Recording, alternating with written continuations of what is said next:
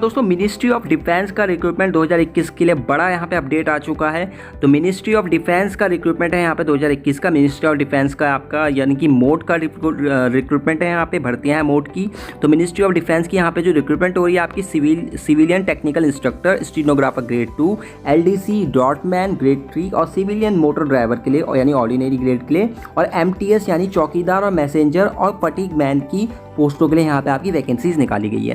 तो आइए बात करते हैं इस वीडियो में पूरे इस नोटिफिकेशन के बारे में। तो मिनिस्ट्री ऑफ डिफेंस ने पब्लिश किया है इस नोटिफिकेशन को। 46 यहाँ पे वेरियस पोस्ट हैं जिनके लिए आपको अप्लाई करना है। ये 46 यहाँ पे वैकेंसीज हैं।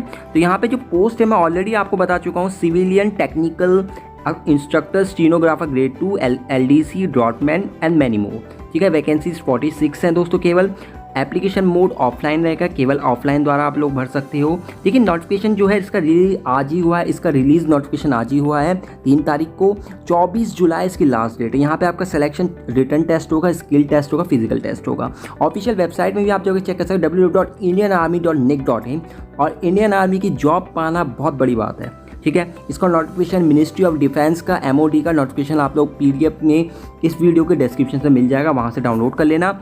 और यहाँ पे इन 46 वैकेंसीज़ को मैं बता देता हूँ। देखिए यहाँ पे आपका सिविलियन टेक्नीशियन की केवल 2 वैकेंसी है और जिसमें कि आपके SC OBC की एक है। स्टेनोग्राफर की केवल 1 वैकेंसी है जो कि आपकी OBC के लिए है केवल। लोअर डिवीज़न क्लर्क के लिए आपका अप्लाई का तो 17 वैकेंसीज़ हैं। ठीक है दोस्तों, और जिसमें कि आपका 17 वैकेंसी टोटल हैं। अगर कैटेगरी के हिसाब से देखें तो हम UR की 6 हैं, आपकी OBC की जो SC की जो है 3 हैं, OBC की 4 हैं और ST की 1 है और EWS की 2 हैं, ESM की 1 है। ड्रॉटमैन की केवल 1 वैकेंसी है जो कि UR की है।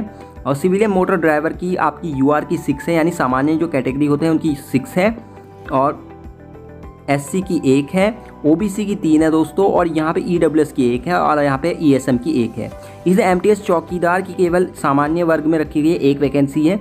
MTS मैसेंजर की 1 वैकेंसी है, SC के लिए 1 है, OBC के लिए 3 है। ठीक है, और यहाँ पे आपकी जो है EWS के लिए 2 हैं और बाकी आपकी ESM के लिए 2 हैं। टोटल 7 पोस्ट MTS के। फटीग मैन के लिए अप्लाई करते हैं तो 2 वैकेंसी आपकी सामान्य श्रेणी के लिए है यानी UR के लिए हैं। बाकी जो 2 SC ST के यहाँ पे कोई वैकेंसीज नहीं है। और जो 2 वैकेंसी आपकी OBC में है, EWS की 1 है और ESM की 1 है। टोटल 5 वैकेंसी होगी। अगर हम वैकेंसी वाइज बात करें तो UR जो सामान्य वर्ग है टोटल वैकेंसी उनकी 17 है। ठीक है, 6 वैकेंसी SC की हैं, ST की 1 है और OBC की 14 है, EWS की 6 है, ESM की 2 है और 46 आपकी टोटल है।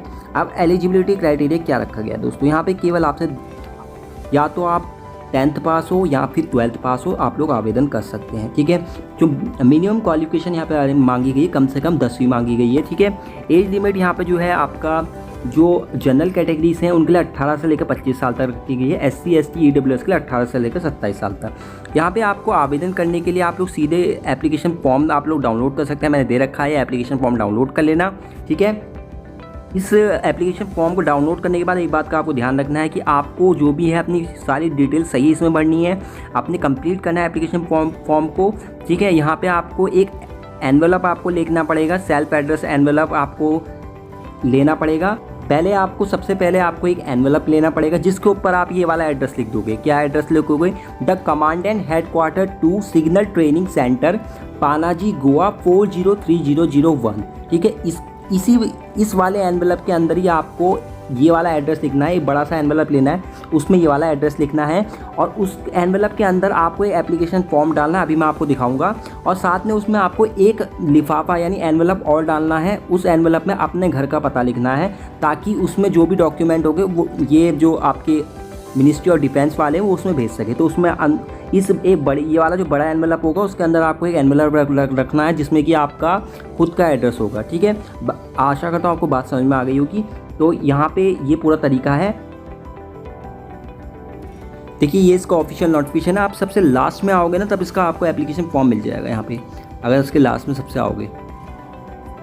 ठीक है, ये देखिए इसका आपका एप्लीकेशन फॉर्म है। यहाँ पे आप देखिए, यहाँ पे देख सकते हैं। ठीक है, यहाँ पे आपका रेफरेंस न्यूज़पेपर जहाँ से आपने लिया है ये, ठीक है, ये आप लोग देख लीजिएगा। एडवर्टाइजमेंट नंबर, डेट आपने जहाँ से निकाली है। ठीक है, यहाँ पे आपको ये रोज़गार न्यूज़ में से मिल जाएगा, आपको कोई दिक्कत की बात नहीं है। वैसे ये वाला जो ऊपर वाला है ये आपका जो है ये वाला जो पोर्शन है वो ऑफिस का है। ठीक है दोस्तों, यहाँ पे सबसे पहले आपको फोटोग्राफ लगानी है। ठीक है, उसमें आपको खुद के साइन करने होंगे। साथ में ध्यान रखना, यहाँ पे जो आपको एड्रेस यहाँ पे जो आपको नाम लिखना है ब्लॉक लेटर में लिखना है। जब मेरा नाम नवीन है तो मैं कैपिटल लेटर में लिखूंगा इस तरीके से। अगर मैं ऐसे स्मॉल लेटर में लिखता हूँ तो बहुत भैया ये फॉर्म रिजेक्ट हो जाएगा। ठीक है, इसके बाद पिताजी का नाम लिखूँगा अपने, या जो लड़कियाँ हैं वो शादीशुदा हैं, हस्बैंड का नाम लिख सकते हैं यहाँ पे। ठीक है, डेट ऑफ बर्थ यहाँ पे लिखना पड़ेगा, और आपका एज जो हैगा, last date of receive of application में कितना रखा गया है। जो लास्ट डेट रखी गई है 21 दिन रखी गई है, तो 21 दिन बाद का डेट दे रखा है आपको।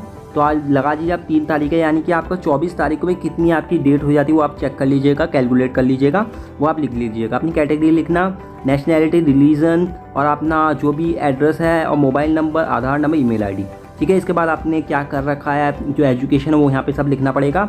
एक्सपीरियंस है या नहीं है तो वो सब लिख देना, और डिक्लेरेशन करके सिग्नेचर कर देना। ठीक है, यहाँ पे बहुत सिंपल तरीका है, बहुत कोई दिक्कत की बात नहीं है इसमें। ठीक है दोस्तों, यहाँ पे इस तरीके से आपको इसको भरना है। तो आप ये पूरा ही देख सकते हैं। यहाँ पे एडमिट कार्ड के लिए भी ये भी आपको फिल करके देना पड़ेगा पूरा। ठीक है, रोल नंबर तो खैर ये वो करेंगे, बस आपको यहाँ पे फोटोग्राफ लगा देंगे, तो ये सब वही कर देंगे, कोई दिक्कत नहीं होगी आपको। ये आपको जो है कैंडिडेट को कंप्लीट करना होगा, अपना नाम। ठीक है, जिस भी पोस्ट के लिए अप्लाई कर रहे हैं। ठीक है, रोल नंबर तो खैर वो ऑफिस वाले ही डालेंगे, ये रोल नंबर जो होगा वो ऑफिस वाले डालेंगे, बाकी आप सबको ही फिलअप कर देना है। ठीक है, ये वाला जो है आप पोर्शन ही आपको साथ फिलअप कर देना, ये वाला ऑफिस वाले करेंगे, रोल नंबर वो देंगे अपने हिसाब से जो भी रहेगा। और इसी तरह नीचे वाले में भी रोल नंबर ऑफिस वाले देंगे, बाकी सब आप फिलअप करके यहाँ पे फोटोग्राफ लगा देना। ठीक है, ये सब आपको भेजना पड़ेगा दोस्तों। साथ में अपने डॉक्यूमेंट भी भेज देना जो भी मांगते हैं, जो एजुकेशन के हैं आपके। ठीक है, EWS वाले अपना सर्टिफिकेट जरूर भेजना, SC वाले, ST OBC वाले। ठीक है, उसकी जीरोक्स करके आप लोग भेज देना। और यहाँ पे आपको देखिए, तो यहाँ पे इस चीज़ का आपको ध्यान रखना, कोई भी इसमें गलती मत करना। ठीक है फ्रेंड्स, और यहाँ पे मैं आपको बता देता हूँ दोस्तों,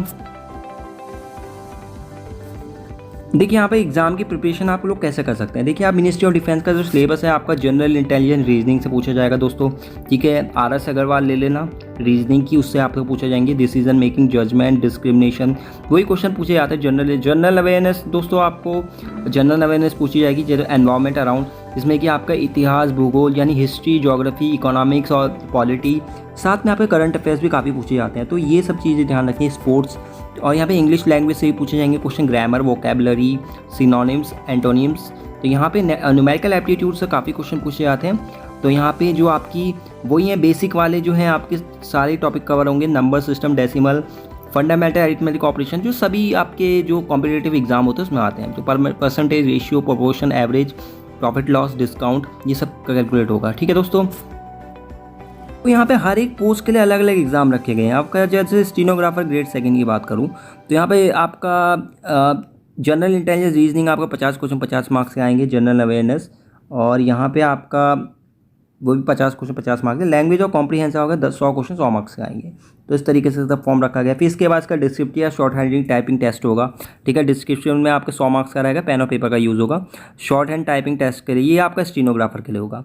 अगर आप सिविल टेक्निकल इंस्ट्रक्टर CTI के लिए डालते हो तो यहाँ पर आपका जो जनरल इंटेलिजेंस रीजनिंग है 50 क्वेश्चन 50 मार्क्स की, जनरल अवेयरनेस 50 क्वेश्चन 50 मार्क्स की, वही सेम रहेगा कि इंग्लिश लैंग्वेज में।